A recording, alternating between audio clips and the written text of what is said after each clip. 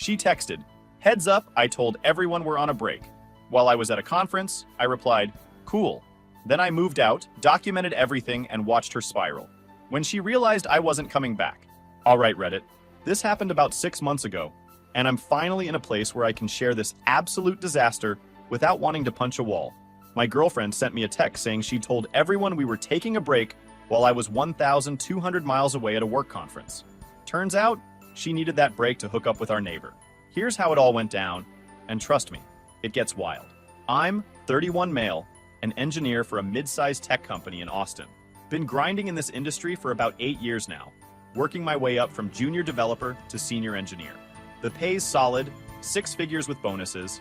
The work's interesting, and I've got a pretty good setup. Own my condo downtown, drive a paid-off Tacoma, and generally keep my life drama-free. The journey to get here wasn't exactly easy. Started as a junior dev making 45 grand while living with 2 roommates in a sketchy apartment complex where the AC broke every summer. Spent my first 3 years eating ramen and rice, putting every spare dollar into savings and teaching myself new programming languages at night. While my college friends were blowing money at bars and financing new cars, I was building wealth and skills. My daily routine was locked in. Wake up at 6, hit the gym for an hour of weights and cardio, shower, work from my home office until about 5, then either meal prep or hang out with my girlfriend Lauren. Weekends were for hiking the Barton Creek Greenbelt, trying new restaurants on South Congress, or working on personal coding projects. Simple, stable, exactly how I like it.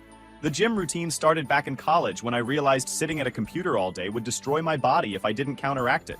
Nothing crazy, just consistent resistance training, some running, stretching, but it became a non-negotiable part of my day. The mental clarity from that morning workout made everything else easier. I'm not flashy with money. Grew up watching my parents struggle financially because they made dumb decisions. Leasing cars they couldn't afford, buying houses at the peak of the market, constantly using credit cards to maintain a lifestyle they couldn't sustain. Dad filed for bankruptcy when I was 15, after a series of bad investments and impulse purchases.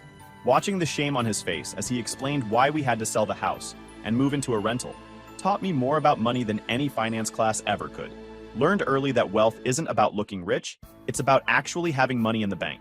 So yeah, I max out my retirement accounts every year, keep 6 months of expenses and savings, and invest the rest in index funds boring to some people, smart to anyone with sense. The condo I bought 3 years ago was a foreclosure I got for a steal during a market dip. Place was a disaster when I found it. Previous owner had trashed it during the eviction process. Holes in the walls, nasty carpet, kitchen appliances that looked like they'd survived a war. But the bones were solid and the price was right. Spent 6 months fixing it up myself, ripped out all the flooring and installed laminate wood planks, updated the kitchen with new cabinets I assembled myself, repainted everything in clean neutral colors, replaced all the fixtures and hardware.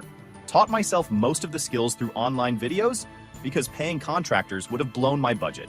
The place appreciated about 40% since I bought it, which meant I had roughly $60,000 in equity built up.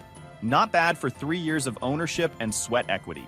Plus my mortgage payment was only $1,200 a month, including HOA fees, which was absurdly cheap for downtown Austin. I met Lauren, 29 female, about 2.5 years ago through a mutual friend's birthday party at this rooftop bar downtown. She worked in marketing for a local startup that did something with social media analytics. Had this infectious energy about her, always laughing, always the center of attention in a group. She seemed genuinely interested in my work, even though most people's eyes glaze over when I talk about code architecture and database optimization. Our first conversation lasted about 2 hours. We talked about everything: travel dreams, embarrassing childhood stories, our opinions on whether breakfast tacos or barbecue better represented Austin culture. She'd grown up in Houston, moved to Austin for college at UT, and stayed after graduating. We clicked immediately. Same taste in food, both loved hiking, could talk for hours about random stuff. She appreciated that I had my life together. "It's so refreshing to date an actual adult," she told me on our third date. My last boyfriend was 32 and still had a roommate and couldn't cook anything except frozen pizza. The first year was great. She had her own apartment across town in a complex near the Domain. We'd alternate staying at each other's places. Kept our finances completely separate. Independent, functional, exactly what a modern relationship should look like. She'd come over on Friday nights after work. We'd cook dinner together, then binge watch whatever show we were into at the time. Around the 1-year mark, her lease was up and she mentioned how much she was paying. $1,800 a month for a one-bedroom that was smaller than my living room.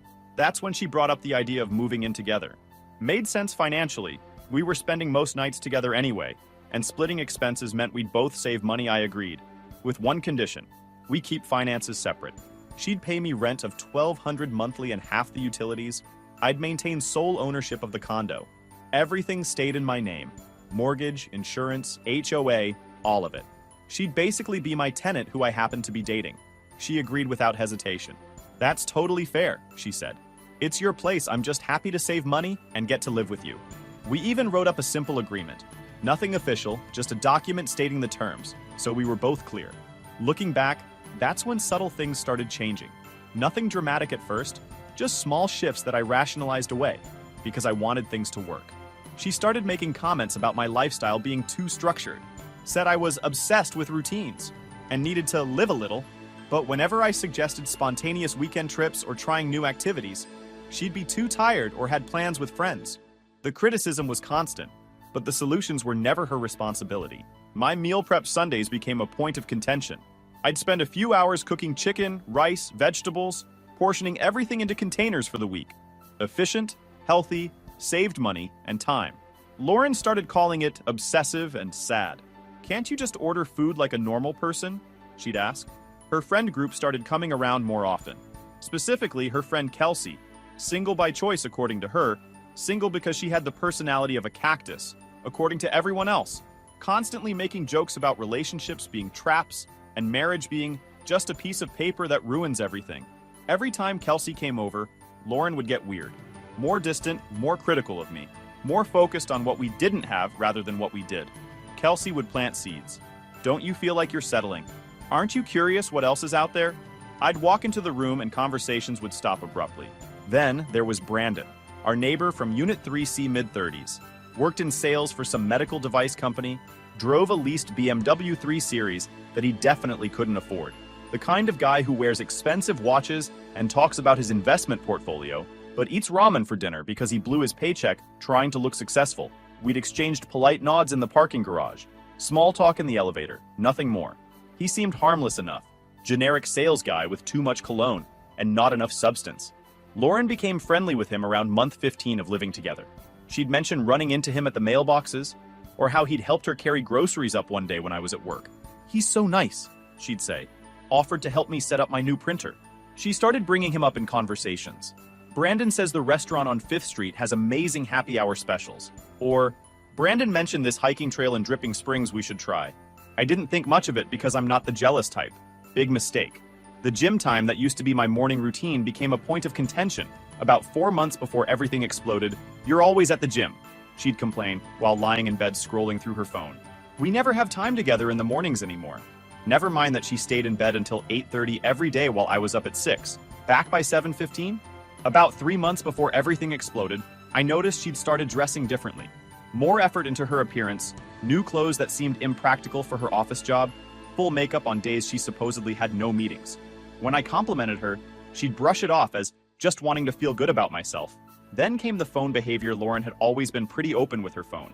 Would leave it on the counter, didn't care if I saw her texts. That changed dramatically. Suddenly it was always face down, always on silent, always in her hand or her pocket. If it buzzed while we were watching TV, she'd grab it immediately and take it to another room to check. When I asked about it once, she snapped that I was being paranoid and controlling. "I'm allowed to have privacy," she said, which was technically true, but completely missing the point. The conference that changed everything was scheduled for early March, 4 days in Seattle for a tech industry event. My company sent 5 of us, all expenses paid, to attend workshops and network with potential clients and partners. I'd been looking forward to it for months because these conferences always led to new ideas and career opportunities. Lauren seemed fine with it when I first told her about the trip back in January. Even helped me pack the night before I left, folding my shirts and making sure I had everything I needed. Kissed me goodbye at the door, told me to have fun and learn lots. Everything seemed completely normal. Day 1 of the conference was packed. Morning keynote about emerging AI technologies, 3 afternoon workshops on cloud architecture and security protocols, evening networking event at some fancy hotel restaurant. I was exhausted but energized by all the new information, making connections with other engineers, collecting business cards. Got back to my hotel room around 9 p.m., collapsed on the bed still wearing my conference badge, and checked my phone. 17 unread messages in various group chats, 3 work emails that could wait until tomorrow, and 1 text from Lauren sent about an hour earlier. Hey, heads up, I told everyone we're taking a break. Need some space to figure things out. Don't freak out, just need time to think. I read it 3 times, trying to process what I was seeing. A break? We hadn't fought. Hadn't even had a tense conversation in weeks. Where was this coming from? And why was she telling me via text while I was across the country at a mandatory work event? The phrasing was weird too. I told everyone suggested she'd already announced this to our friends, her family, possibly social media. This wasn't a private conversation between us. This was a public declaration made without my input, while I was physically unable to respond in person. I called her immediately, straight to voicemail. Her phone wasn't off. It went to voicemail after 1 ring, which meant she'd declined the call. Texted, "Can we talk about this?" Read receipt showed she'd seen it. No response. Called again an hour later. Voicemail again. She'd effectively announced our relationship status to the world, and then went radio silent. The professional side of my brain kicked in. I was at a work conference with 3 more days of mandatory attendance. Couldn't just fly home on emotion. Would look unstable to my boss and colleagues. Might damage my professional reputation. Definitely wouldn't solve anything.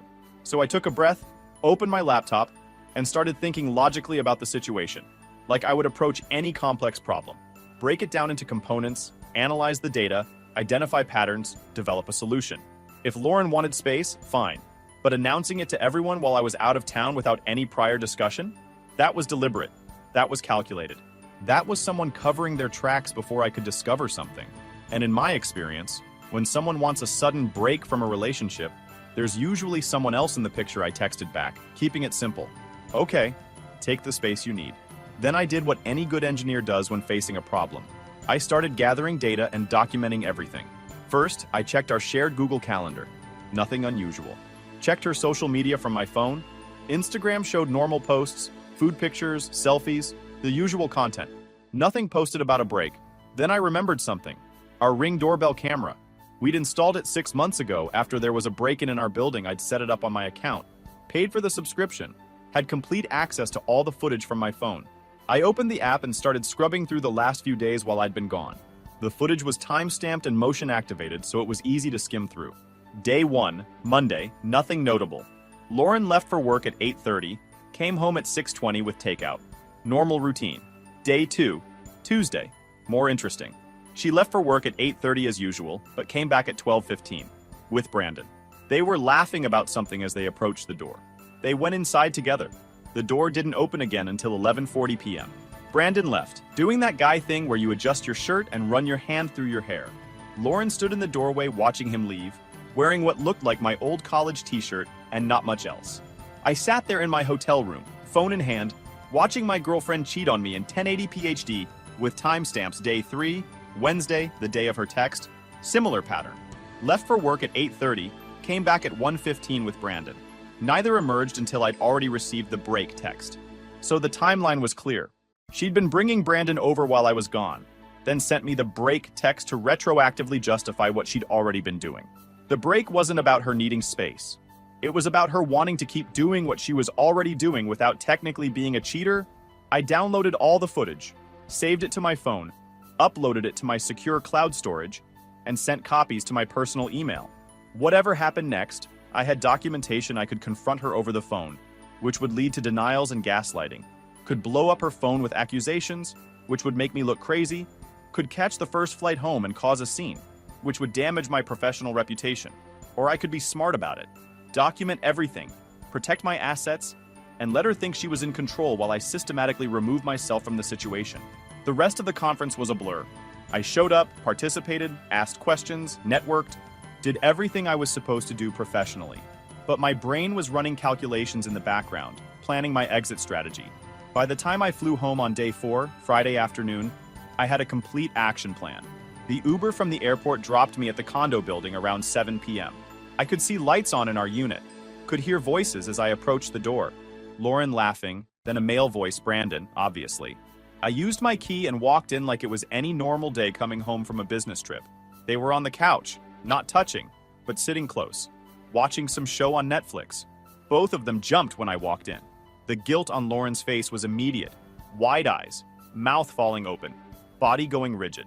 Brandon recovered first, standing up with this fake casual energy. Hey man, just keeping Lauren company while you were gone. You know, making sure she wasn't lonely or anything. I just looked at him. Didn't say a word. The silence stretched out for what felt like forever, but was probably only 20 seconds. Long enough to get painfully awkward. He grabbed his jacket. I should head out anyway. Got an early morning tomorrow. Welcome back, man. Practically ran to the door. Lauren stayed on the couch, trying to read my expression. I walked past her into the kitchen to grab some food. Acted like absolutely nothing was wrong. Checked the fridge, found some leftover pad thai, stuck it in the microwave. We need to talk, she finally said. About what? I asked, pulling a fork from the drawer. About us. About the break. About where we are right now. The microwave beeped. I pulled out my food, sat at the counter, and started eating. Let her sit there waiting for a reaction that wasn't coming. Did you get my text? She pressed after about 2 minutes of silence. Yeah, you said you needed space. I'm giving it to you. She looked confused. That's it? You're not going to fight for us? I took another bite. You announced we're on a break without any discussion. Doesn't seem like there's much to fight about. I just needed time to think about what I want, she said defensively. And have you figured it out? I don't know yet. That's why I needed the break. I nodded, finished my food, and headed to the bedroom. Over the next hour, I calmly packed a large duffel bag with essentials.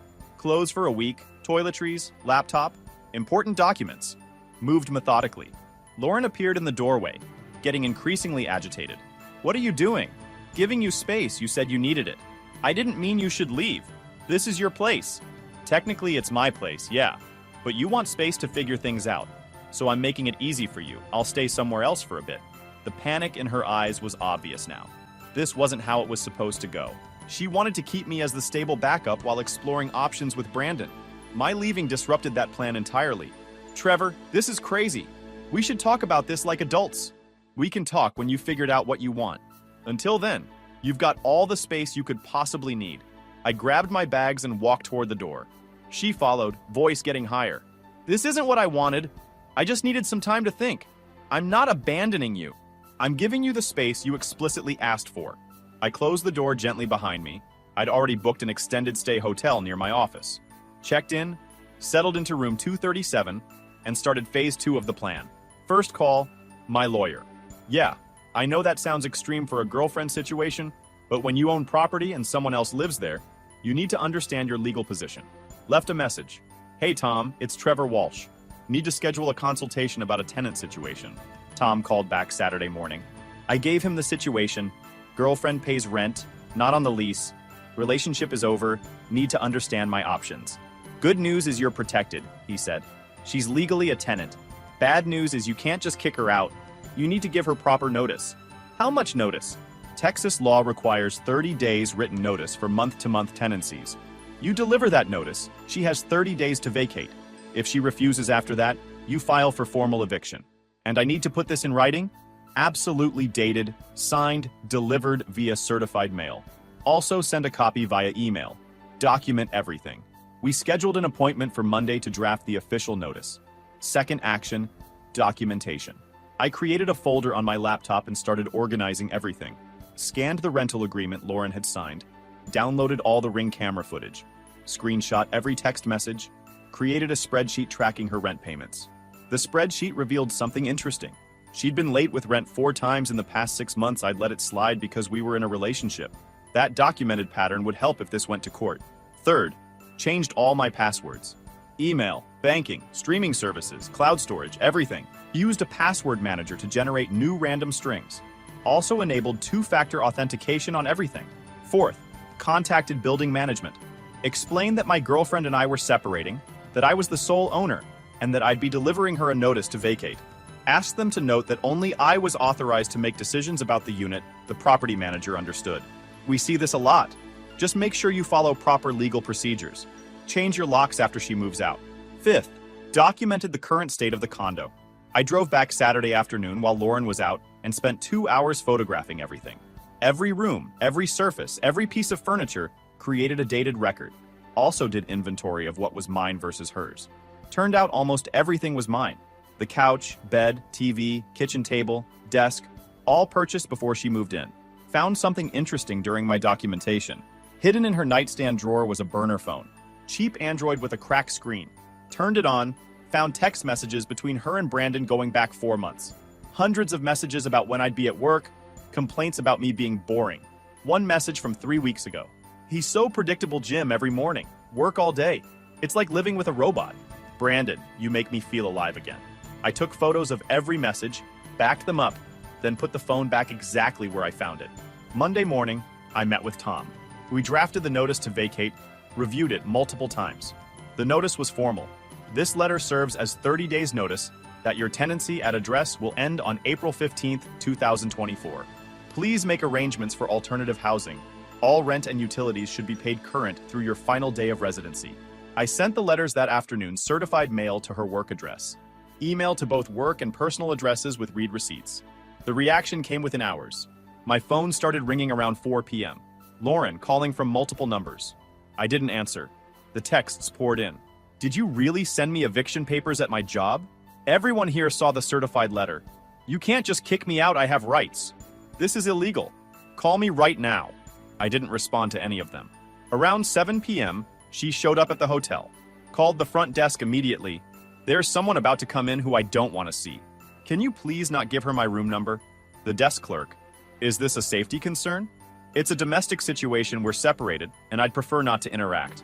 Understood. I'll handle it. Watched from my window as Lauren argued with the clerk for 10 minutes, then drove away. My phone buzzed. Fine. If you won't talk to me like an adult, I'll get a lawyer. You'll regret this. I screenshot the threat and added it to my documentation. Tuesday brought flying monkeys. Lauren's friends started reaching out. Kelsey texted, Trevor, this is really messed up. Lauren made one mistake and you're throwing her out on the street? I didn't respond. Interesting that Kelsey characterized an ongoing affair as one mistake. Then Lauren's sister. My sister called me crying. What's going on? She says you kicked her out without warning. No response. If Lauren wanted to lie to her family, that was her choice. Her mom called and left a voicemail. Trevor, this is Patricia. I'm very concerned. She's always spoken so highly of you. Please call me back. Delete. Not my problem. Wednesday evening, 1 week into the 30-day notice, I got an email from an attorney subject line. Regarding Lauren Mitchell, tenant rights. It claimed I couldn't evict her without cause, that she had established residency, that my actions constituted illegal eviction. Some friend of Lauren's trying to sound official. I forwarded it to Tom. He called back laughing. This is hilarious. Everything in here is wrong. Want me to respond? Please. Tom sent back a professional response outlining Texas tenant law, attaching copies of my notice, documenting Lauren's month-to-month status that killed the lawyer threat. The second week brought financial manipulation. Lauren texted that she couldn't afford first month and deposit for a new place, needed time to save money. I didn't respond, but I checked her social media. Found recent posts showing expensive brunches, new clothes, concert tickets. She could afford brunch, but not a security deposit. She also stopped paying rent. March 1st came and went with no payment. I documented the non-payment, sent an email noting rent was late and adding late fees. She responded, I'm not paying rent to someone who's kicking me out. I forwarded that to Tom. Does this help our case? Absolutely. She's now in violation and refusing to pay strengthens our position. Week 3 brought the social media campaign. Lauren started posting sad content on Instagram. Pictures of herself looking wistful with captions like, sometimes people show you who they really are, playing victim for sympathy. Her friends ate it up, you deserve better. His loss, girl. I stayed silent on social media. Didn't post anything, didn't respond, didn't engage with her narrative Thursday of week 3. Building management called. Your tenant Lauren requested that we allow someone named Brandon Jefferson access to your unit. She claims he's helping her pack. Do you authorize this? Absolutely not. Only I authorize access to my property. An hour later, Lauren texted, Really? You won't even let someone help me pack? I replied, Brandon is not authorized in my property. You can hire professional movers. He's just a friend. Then he can help you from the curb. The final week approached. Lauren tried the apology route. I know I messed up, I was confused and scared, but I've realized what matters. You're stable, reliable, everything I need. Can we please talk? Translation. Her thing with Brandon fizzled, she was facing market rate rent, and suddenly my stability looked pretty good. I didn't respond. She tried guilt. I don't have anywhere to go. You're basically making me homeless. Still didn't respond. She had 4 weeks to figure out housing. She tried anger. Fine. I hope you're happy alone in your sterile condo with your boring routines. You'll never find someone who put up with your lifestyle like I did. That one made me laugh. April 15th arrived. I'd rented a storage unit in Lauren's name, prepaid for 1 month, and had movers scheduled. Professional, clean, no drama. The movers arrived at 9 a.m. I met them with building management as witness. Lauren wasn't there. She'd texted she'd be out. Didn't want to watch her life being boxed up. 3 hours later, everything that belonged to her was in storage. I paid the movers, tipped them well. Building management documented that the tenants' belongings had been removed. I texted Lauren, "Your belongings are in storage at address. Unit 247. You have until May 15th before they charge for the next month. Keys are at the front desk." No response. That afternoon, I had a locksmith change all the locks. New deadbolt, new handle, new keys. Also rekeyed the mailbox. Cost about $300. Worth every penny. The condo was mine again. Completely mine. I spent the evening cleaning thoroughly, erasing any trace of Lauren's presence. Washed all the linens, scrubbed the bathroom, vacuumed everything by midnight.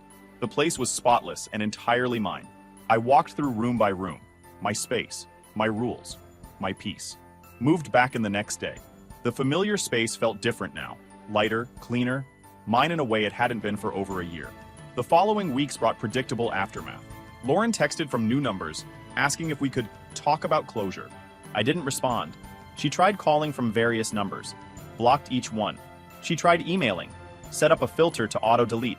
Kelsey tried one last social media attack, posting about men who can't handle strong women.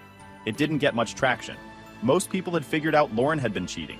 I heard through mutual friends that Lauren moved in with Kelsey temporarily, though that arrangement wasn't going well. Also heard that Brandon had ghosted her completely. Apparently, when faced with actual relationship responsibility, he lost interest fast. Lauren's Instagram went dark for about a month, then came back with solo selfies and motivational quotes. The classic post-breakup reinvention. My life improved dramatically. Work was better without the relationship stress. Focused on a major project, got it done ahead of schedule, earned recognition, and a bonus. Started looking at buying a small house outside the city. The gym routine intensified. Without someone complaining, I added rock climbing twice a week. Met a whole new group of people focused on personal improvement and challenging themselves. Picked up woodworking as a hobby. Started with simple projects, then moved to complex stuff. There's something satisfying about building things with your hands. My condo filled with furniture I'd made myself. Took a solo trip to Colorado for a week of hiking. Just me, my truck, and mountain trails. Pure freedom to move at my own pace. Came back feeling more refreshed than any vacation with Lauren. About 3 months after the eviction, I ran into someone from our old friend group, Bethany, who'd stayed neutral during the drama. "Trevor, how are you?" "Good. Really good, actually." We chatted briefly. Then she said, "For what it's worth, I'm sorry for not reaching out sooner. Some of us didn't know the full story until recently. Ancient history at this point. You look good, though. Like, genuinely happy." After she left, I thought about that. A few months ago, I'd worried about my reputation, about what people thought, but none of that mattered anymore. My dating life picked up around month 4. Nothing serious, just casual dates with women who had their lives together. I was upfront about my recent situation. Most women appreciated the honesty. Started seeing someone casually around month 5. Kelly, a civil engineer who worked for the city, owned her own townhouse, had a rescue dog. We met through the climbing gym. Nothing rushed, just 2 people enjoying each other's company. The condo eventually got new tenants. A young couple, both medical residents, looking for a clean place close to work. I raised the rent to market rate, $1,600 monthly. They signed a proper 1-year lease, provided references, passed background checks, professional, clean, straightforward. Having actual tenants who paid on time made me realize how much I'd been subsidizing Lauren. I'd been charging her $1,200 when I could have gotten 16 lost out on $400 monthly for over a year. Nearly $5,000 in lost income. The financial picture became clearer. Conservative estimate of what the relationship cost me. The rent subsidy, times I'd paid when she was short on cash, groceries I bought, vacations I mostly funded, probably north of $20,000 over 2.5 years. 20 grand to learn that stability is only valued by people who appreciate it. Expensive lesson, but cheaper than marriage and divorce. By month 6, the whole situation felt like ancient history. I'd moved on so completely that I rarely thought about Lauren except when something randomly reminded me. The final piece of closure came unexpectedly. I was grabbing coffee before work when I bumped into Brandon in line. He looked rough, tired, older, wearing cheap work clothes. We made eye contact. He recognized me. Trevor, he finally said. Brandon. Awkward silence. Look, man, about what happened. Ancient history doesn't matter. I just want you to know, I didn't know the full situation. I almost laughed. But you knew she was living in my place. He looked ashamed. Yeah, you're right. For what it's worth, that whole thing was a disaster. Sounds about right. I grabbed my coffee. Take care. Walked out before he could say anything else. Felt absolutely nothing. No anger, no vindication, just complete indifference. That's when I knew I'd really moved on. The story doesn't have some dramatic confrontation or epic revenge. It ends with me living my life, pursuing hobbies, dating casually, working on my career, building the future I want on my own terms. Last I heard, Lauren was still figuring things out, bouncing between apartments, different jobs, different relationships that never worked out. Kelsey moved to Denver, so that friendship imploded. Brandon was around somewhere, probably still making poor decisions. Meanwhile, I'm doing great, careers thriving, savings growing, physically and